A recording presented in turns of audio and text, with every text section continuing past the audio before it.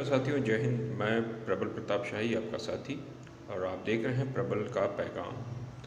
अभी 2 दिन पहले मैंने एक वीडियो अपलोड किया था यूट्यूब पे कि एक राजनीतिक भविष्यवाणी की थी हमने कि भारतीय जनता पार्टी उत्तर प्रदेश में 100 सीटों से नीचे आ रही है।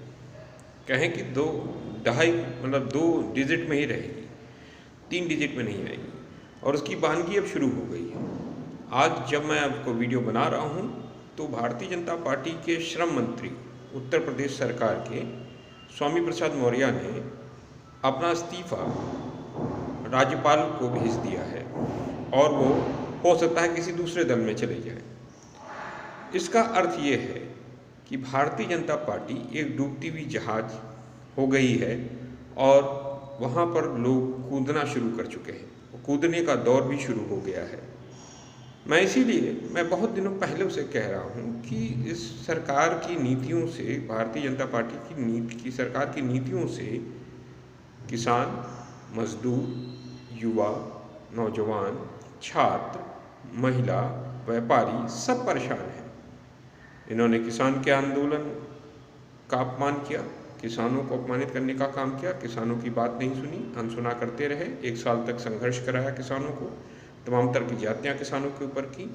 लखीमपुर खीरी की घटना हुई, अभी भी वहाँ पर जो अजय मिश्रा टीनी, वो अभी भी मंत्रिमंडल में बने हुए हैं प्रधानमंत्री नरेंद्र मोदी के। नौजवान जब रोजगार के लिए गए, बेरोजगार नौजवान, तो उन पर लाठियाँ मारी गई। उनके साथ तो बहुत सारे अन्याय हुए। महिलाओं के ऊपर अत्याचार उत्तर प्रदेश के अंदर हुआ। पिछड़े दलितों के साथ भी अत्याचार हुआ काफ़ी जगहों पर, और ख़ासकर एक वर्ग विशेष की सरकार जैसा प्रतीत हुआ लोगों को, और अधिकारियों की पौबहार हुई। अधिकारियों ने कोई बात नहीं सुनी जनता की, और यहाँ तक लोगों की, जनप्रतिनिधियों का मतलब ही कुछ नहीं रहा, सब गौण हो गए। इसलिए ऐसी सरकार जो तानाशाही रवैये से चलती रही, प्रणाली से चल रही थी, उस सरकार के खिलाफ असंतोष जनता के बीच में इंतहाई था।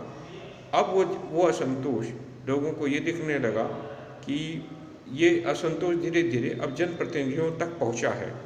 उसी की बानगी ये है कि स्वामी प्रसाद मौर्य ने श्रम मंत्रालय अपना छोड़ दिया है, और हो सकता है पार्टी भी छोड़कर वो दूसरे दल में चले जाएं।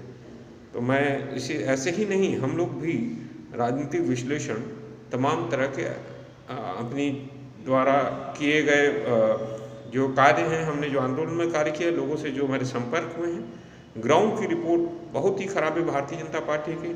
और भारतीय जनता पार्टी अब डूबती हुई नाव है। अब इनके जाने का समय शुरू हो गया है। इन्होंने कोरोना काल में मिसहैंडलिंग की।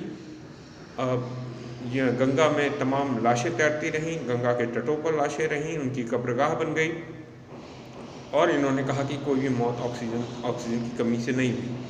ऐसी बहुत सारी मिसमैनेजमेंट्स इन्होंने की।